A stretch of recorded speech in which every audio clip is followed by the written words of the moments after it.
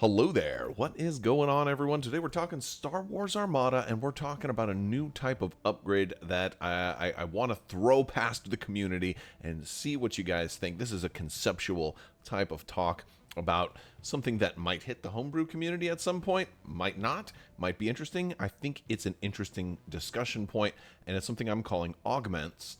Think of them as upgrades for upgrades. Upgrade cards that go on top of other upgrade cards. A way to take an existing upgrade and make it a little overcharged at a cost. It's a new concept that I have, and again, it's something I just want to run past people, get some discussion going, see what people think. It doesn't mean that I'm saying I'm ready to jump right into the homebrew market and start playing homebrew all the time. I do think that's something that will come eventually. I'm just not currently there yet, but I still like to do stuff like this because I do think it's fun to play around with it while, at least in the conceptual phase. And that's kind of the point of this video. If you guys are new here to the channel, we have a few days left in that $25 Amazon gift card giveaway. You just have to be a subscriber and leave a comment on this or one of my videos. It's as simple as that. If you're already subscribed, you're already halfway there. I'd love to have you guys stick around, jump in our Discord, and keep the discussion going there as well. There's a whole bunch of little fun stuff that I've got planned for this video, so hopefully you guys will enjoy it. Also, all the cards that I share here will be up on Crabbok.com under the all the custom content that I have on there if you guys want to check it out. If it's something you want to play around with, if you want to play test it, you're more than welcome to. But this is more in the conceptual stage. It's not to be taken too seriously, as illustrated by my cover art here of a sample of like an upgrade to Anakin Skywalker called Lure of the Dark Side that gives him 3 extra black dice when he salvos. It's just, that's nonsensical. That's not meant to be taken seriously. As a matter of fact, that's not even one of the cards that I'm going to talk about today. So this is a new card type that I'm talking about, that I'm proposing. It's a card type called an augment. An augment is an upgrade that goes onto another upgrade. You'd also have a limit of 1 augment per ship. 1 augment per ship, so you wouldn't be able to run multiple augments. Think of it as kind of like a modification, but not using the modification slot. It could be a little bit tricky for list builders to incorporate something like this, so I'm not saying that this is the path moving forward, but it was a way for me to look at certain cards that I thought needed more attention and didn't get it. And how do we give some of these cards better attention? How do we make some cards that are underperforming a little bit more playable? The first answer to that is usually, and rightfully so, a points adjustment. That's usually the safest way to go. But the little fun part in the back of my head, the little devil on my shoulder goes, that's not fun. We need to make it fun. So I came up with something called augments. A way to, instead of giving it a points decrease for a card that's underperforming, what if we give it a points increase? So augments will always have a points cost. For purposes of this video, considering it's just conceptual, I gave every augment a point cost of 2. This doesn't mean this is exactly where it should be balanced at, but I feel like it's a good starting point if we're going to keep the discussion going. And this isn't even a discussion we have to have. This was a fun project of mine, and I thought I'd share it with you guys and see what you think. And if you like it, you do. If you don't, no problem. I also give them the like a dash for the upgrade symbol, since they're not, not exactly an existing upgrade type. Another thing about these cards is I went with an alternate kind of card scheme for this, so they'll look a little different, as you can see in this thumbnail image here. And with all that being said, let me just go ahead and dive right in. The first upgrade that I wanted to address was redundant shields. It's 8 points. It's a modification. And at the beginning, at each status phase, you can recover a shield. I really thought this was a cool upgrade when I first saw it. I was like, wow, that's awesome. I'm going to have regenerating shields on my ships. This is so cool. It seemed like a cool card. And it wasn't. It wasn't a cool card. Once you started playing with it and you realized, oh yeah, well, it doesn't do anything on round 1. It's probably not getting shot on round 1. If I'm putting it on like an MC80, I think it came with the MC80 and the ISD, I might not even get shot on round 2. Also won't matter for round 6, because status phase is at the end. It's when you're resetting tokens and all that kind of stuff. So if you didn't kill me on round 6, it's not going to matter there either.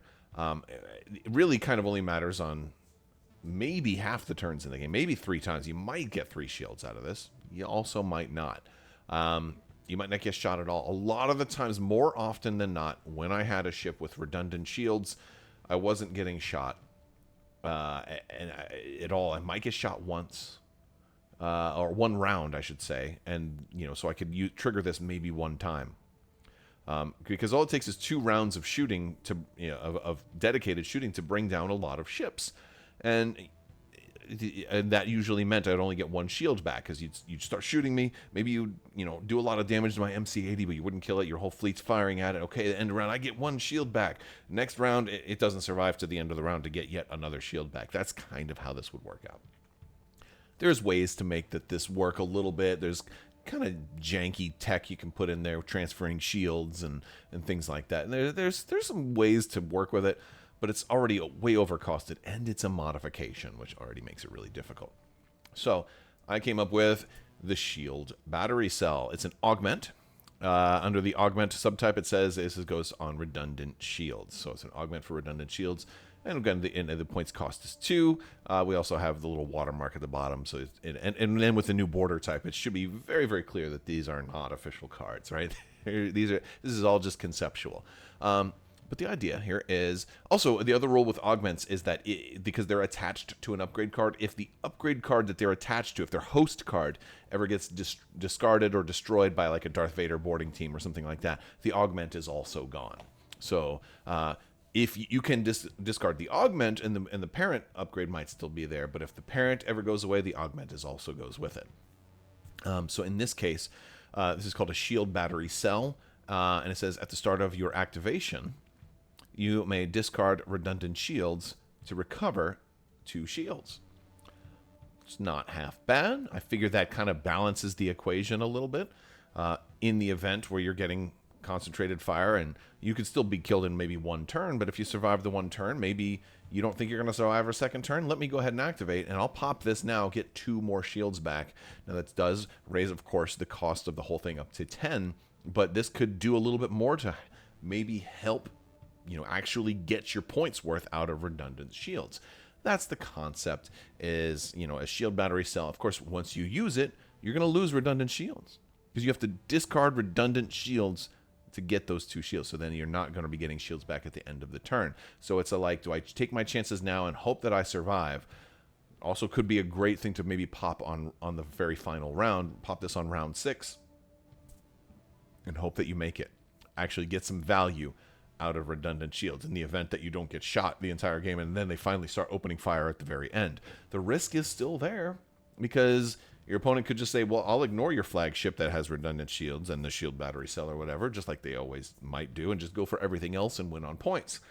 And that's the risk you take. Again, it's still expensive, still a modification, but now you have extra options to play around with it, and options can be good. Or you could pop shield battery cell too early, and you could potentially misplay it, and theoretically, maybe you get shot with an onager. You could have gotten 6 shields back and maybe only got 2 or 3 or something like that. But realistically, I think having the choice to be able to discard it and gain 2 shields is a great option, and could help swing games. It could help make this upgrade more playable. Let me know your thoughts. Next up, another defensive retrofit. It's cluster bombs. I've talked about cluster bombs periodically from time to time. This is a fun upgrade. I love anti-squadron tech, but this ain't it. It ain't sufficient.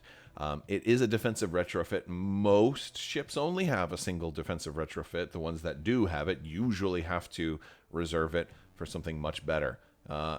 Yet another reason why redundant shields saw some attention. But cluster bombs also is in that category. This one is weird because it's almost a little offensive with how it works. It's in a unique spot when it comes to defensive retrofit. It says, after a squadron performs an attack against you, even if you are destroyed, you may discard this card to roll 4 blue dice. That squadron suffers 1 damage for each hit or crit icon rolled. It's a 5-point defensive retrofit. Not the most expensive card in the game, but probably too expensive for what it's giving you. It's giving you 1 chance to do some damage against a squadron. The cool thing about it is that damage is not blockable. So a scatter ace comes after you, maybe you kill the scatter ace. Problem is, and for practical terms, if you try to run this, the scatter ace isn't coming anywhere near you. Scatter ace will go to somebody else. Maybe your entire fleet is outfitted with cluster bombs. Sure. That means they don't have any better defensive tech, and probably means you wasted a lot of points. And in that case, they'll just let all the non-scatter aces go after you. And especially now, this might have been a little bit better before the rules were changed, where they limited scatter aces. But now you can only have 4 aces aces, or unique squadrons with defense tokens. So you're not getting, you're going to have a whole lot more generics that aren't going to really care as much, that can go first. And then your aces, once you pop cluster bombs, now you're wide open because it's a one-time use. And that's a lot for both 5 points and for sacrificing your defensive retrofit. It's not even a good squadron defense. That's kind of the problem with it. It's not even a good squadron defense. There's much better cards. So what if we could make this one a little bit better? And I came up with surplus loadout. It's an augment for cluster bombs. Again, also starting at 2 points. And it says when you would discard cluster bombs, you may discard this instead. If you do, roll 1 less die for that roll. The wording on this could probably be massaged a little bit, because there's, again, if you had a Darth Vader boarding team that did it, then it wouldn't be a roll. But the idea here is that you have 2 shots of cluster bombs instead of only 1. However, your first one is going to be weaker to make up for the fact that you only have 2 shots. So for 2 points, which brings the whole thing up to, the whole combo would make it 7 points. You'd have a chance to roll 3 dice and then a chance to roll 4 dice. Again, this is kind of a balancing act. I wanted to make it a little bit more desirable, and maybe if you had 2 shots of cluster bombs, it actually would be a squadron defense, because you could use it more than one time. But I mitigate that by making you roll a little bit less dice. Maybe this should be, and again, this is a starting point, because I look at this and I have a hard time in my mind thinking of, well, what's the perfect way to do it? Obviously, playtesting would help work that out. But in my mind, I'm thinking, well, maybe every shot should be 1 less die if you're going to get 2 shots. But it's a starting point. It's where the discussion goes from here. If this is something that anybody ever decides that is a good idea, and they start looking at augments or something like that. I think more realistically, cluster bombs will probably just come down in price. But I wanted to, see if there was a different way to go. And I like the idea of augments. I like the idea of a surplus loadout to give it a different flavor. It still is doing the core principle of what it's doing, but it gives you an extra shot. And maybe you now would say, you know what, I'm going to bring a fleet that's got squadron defense. There's a little bit of a risk here, in that maybe if you run like MSU, and if you have ships that have defensive retrofits like Architons or CR90s and things like that, you might have a lot of squadron shots.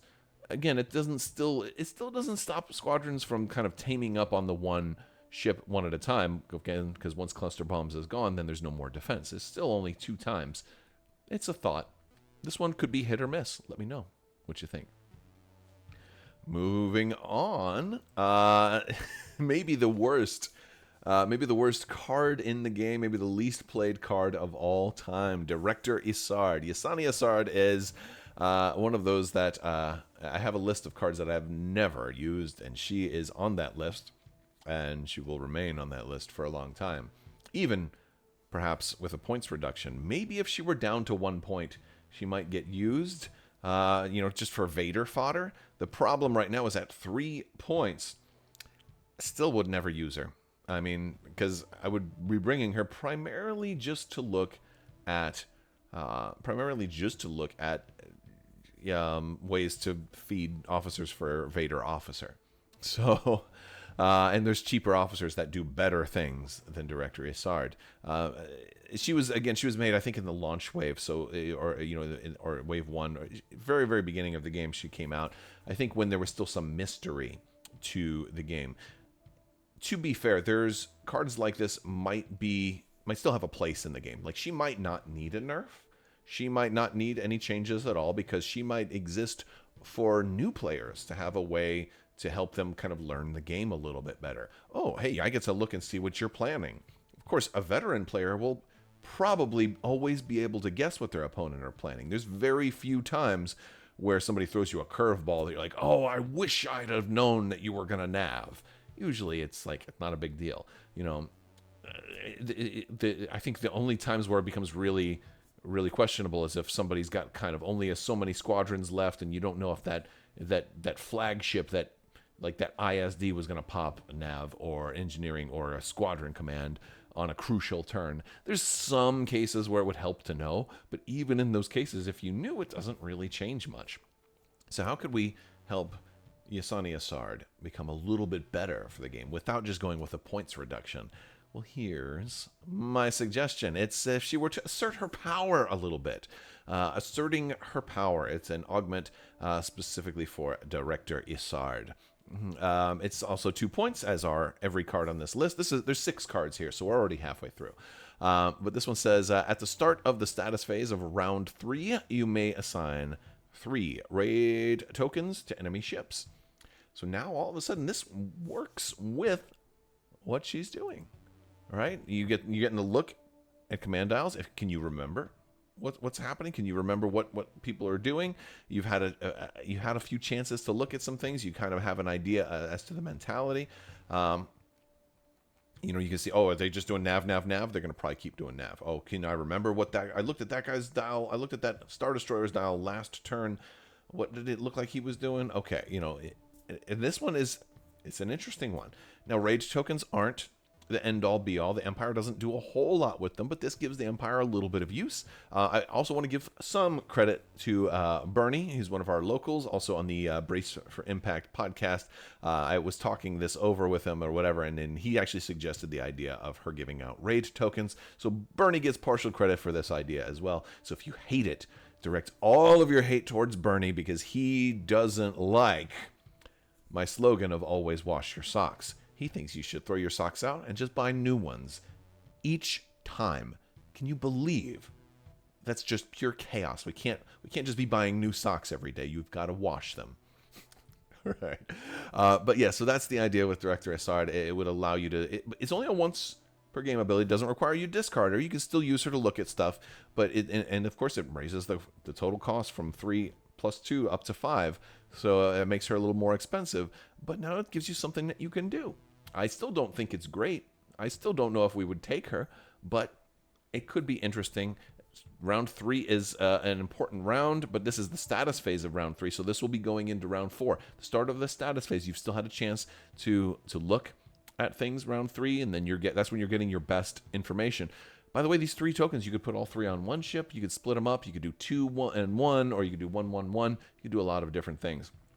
And so it gives you some choices, and that could be a fun thing. Again, raid, there's a lot of easy ways to deal with raid tokens, so it doesn't make her oppressive, but I think at least it gives her a function for you know, established players, something to test out and see. But that's my thought. I thought it's more interesting than just a nerf, a points reduction, because I think she still might have a place in a brand new player's fleet. It's a thought. Moving on. Up next, it's General Draven for the Rebellion. Here is an old man who is awesome, by the way. He is awesome in Rogue One, and in Andor, he's quite awesome. But this old man has been watching slowly as technology of a new world passes him by. What I mean by that is he's changed a little bit. Well, he hasn't changed, but the world around him has changed. He says, while attacking a squadron with counter or intel, add 1 die of any color to your attack pool. That's a cool ability. Used to be a lot better of an ability when more squadrons ran intel. Counter still works, but intel was the bigger one. It was a way. It was kind of a way to hopefully push back against this rush of intel.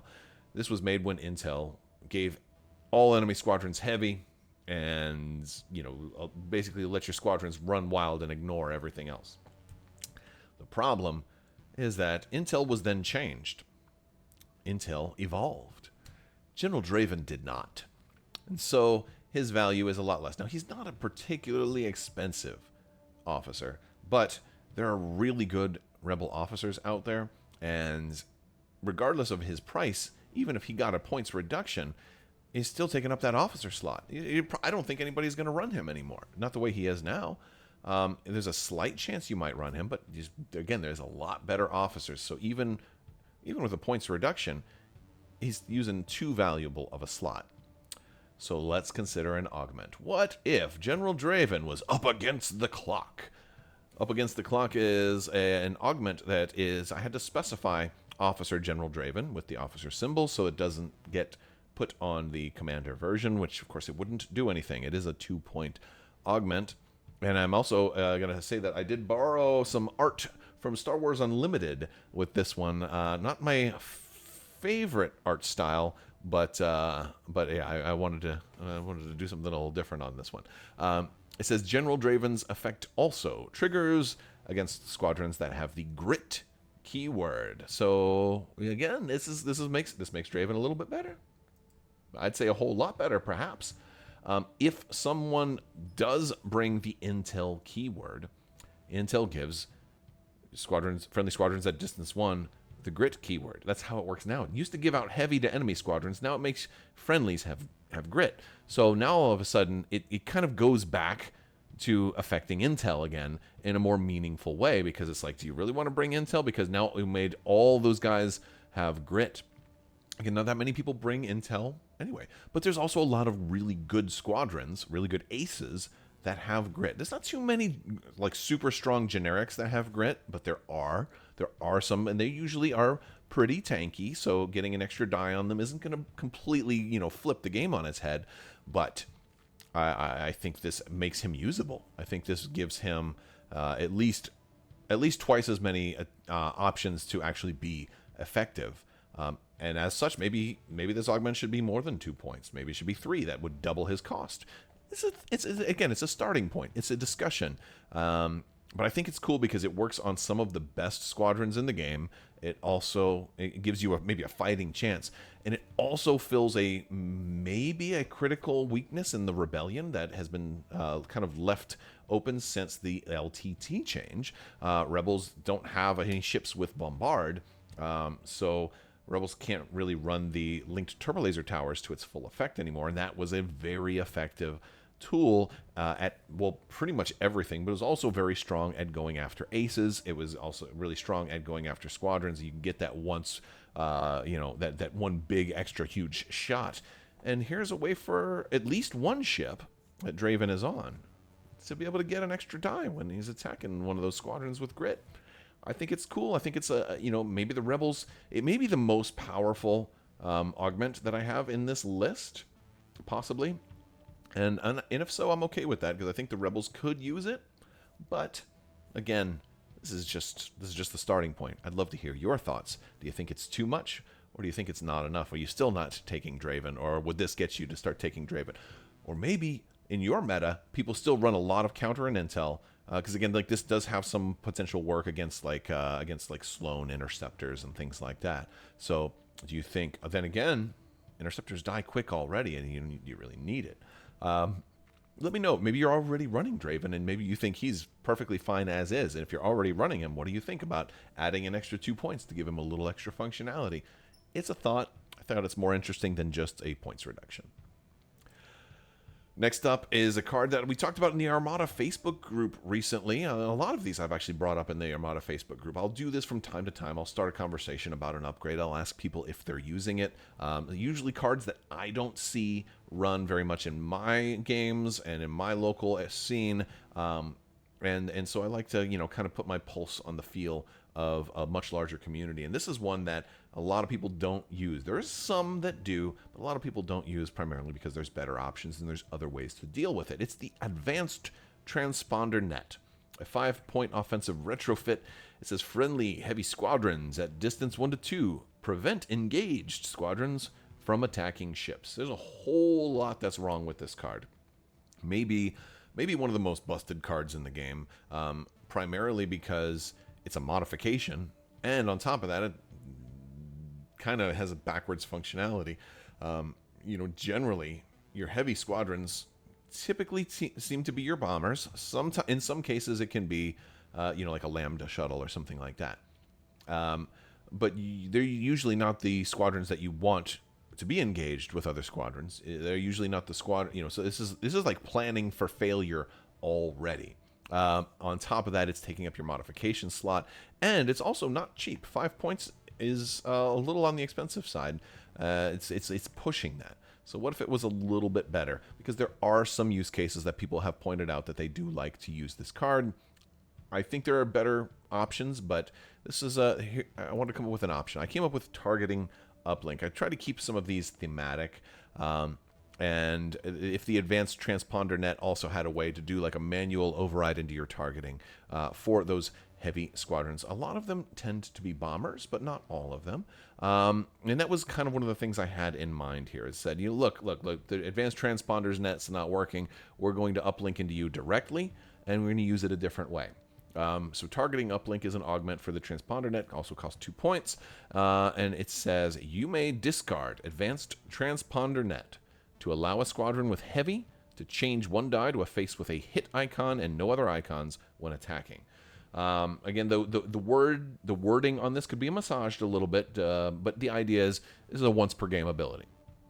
When you use it, you're discarding advanced transponder net, which of course then also takes targeting uplink with it. The effect is that you can change one die to a hit for that squadron. Now, I deliberately didn't include when attacking a squadron or when attacking a ship.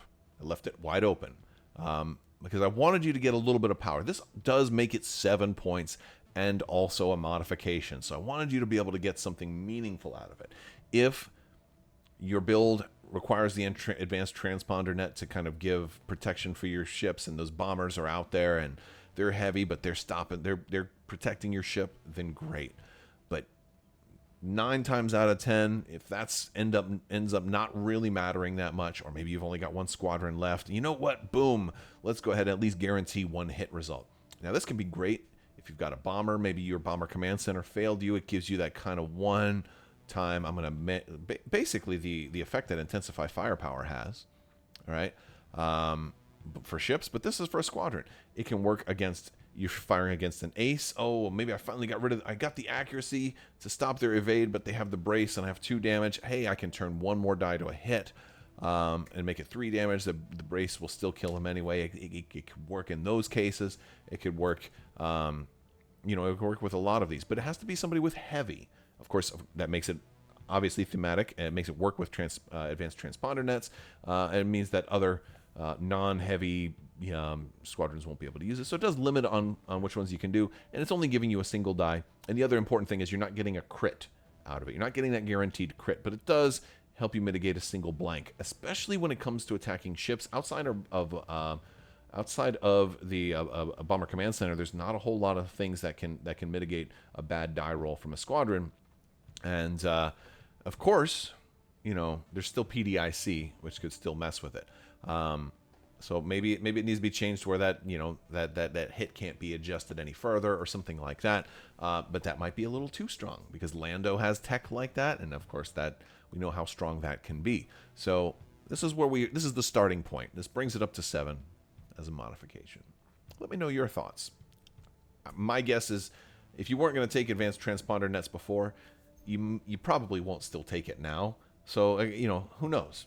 Who knows? But I wanted to make it interesting, and I wanted to give you a choice. Maybe, that one time, it could work. Maybe it could work. Also, I'll point out that this also doesn't require that you are activating that ship. So it could be during the squadron phase as well. Gives you a little bit of flexibility. There's also not a range requirement on it right now. That might need to change, and it might need to be like a squadron at a distance 1 to 3 or something like that, or maybe it has to be within the same distance 1 to 2. There's some options on it, but I wanted to give it some appeal, and so even if you're across the board, it still can work in this case. Again, that's why it burns out the transponder net, and that's why you only get 1 shot with it. 7 points for a one-time effect for a game that's only a single damage. I don't know. It's an option. I didn't want it to be too strong. I'm afraid it might be a little too weak to start, but let me know your thoughts. And lastly, this guy right here, Emperor Palpatine. He's one of those that's really tricky. He's if you do too much, he becomes crazy. If you do too little, or nothing at all, then he's not very enjoyable. He says after deploying fleets, place 1 defense token of each type on this card. At the start of each ship phase, you may discard one of those tokens. If you do, until the end of the round, if an enemy ship or squadron spends a matching token during its spend defense token step, discard that token. One of the things that really hurts Palpatine outside of his outrageous cost is also the fact that that has to be spent during the spend defense tokens step. And that limits things, especially with tech that is already out there. You know, thermal shields, for example, is done separately, and that's a really popular one, a way to completely bypass the spirit of Emperor Palpatine. Also, considering the fact that Palpatine Officer is a lot of times seen as a superior card for like only 3 points, it becomes like, yeah, I'm not taking him. So he ends up being kind of unpopular. I had a lot of different ideas on how to address this guy with an augment. So in other words, instead of just reducing his cost, again, you don't want the Emperor to be like a 20-point commander, for example. You know, he's Emperor Palpatine, for crying out loud. He should be expensive. He should be awesome. He's just failing to hit that mark right now. I was trying to come up with ways. One of the things that I was thinking of is a way that you could spend more than 1 token on a turn. But maybe it had to be a specific, like from round 4 and beyond. Then you can spend two tokens, because we do have more tokens now. You know, like I think when he first came out, we didn't have salvo, for example. So there are more options now, and it'd be nice if there was like at least a single turn that you could spend more than 1. I've tried, you know, from round 4 on, I was thinking, you know, two tokens a turn, or maybe a single shot where you can spend up to 3, but only in that 1 turn. And there was a lot of different things, but I came up with something totally different, and it's not perfect, but it's interesting. It's interesting because I think it's thematic. It's a secret clone. It's an augment for Emperor Palpatine, the commander, but we have 2 different icons on here because it says, ignore the unique character rule for Emperor Palpatine. You must equip the officer, Emperor Palpatine, to your flagship. So it's also a 2-point upgrade. So here's a really interesting one because it is imperfect, but it could be fun. And it might allows for some interesting things now. I think it kind of allows Emperor Palpatine to do a little bit more of what he's trying to do without being completely broken. It doesn't fix the thermal shields bypass, but it can make thermal shields, if they're going to bypass you, it can make it a little bit trickier.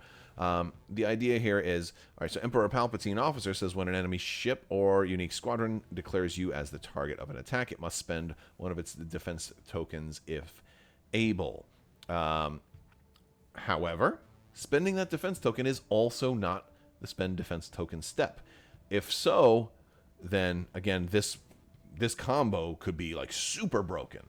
And again, this still allows people to attack you with the Palpatine Officer, still allows thermal shields to work, but it does make it a little bit harder because now they're going to have to think a little bit more.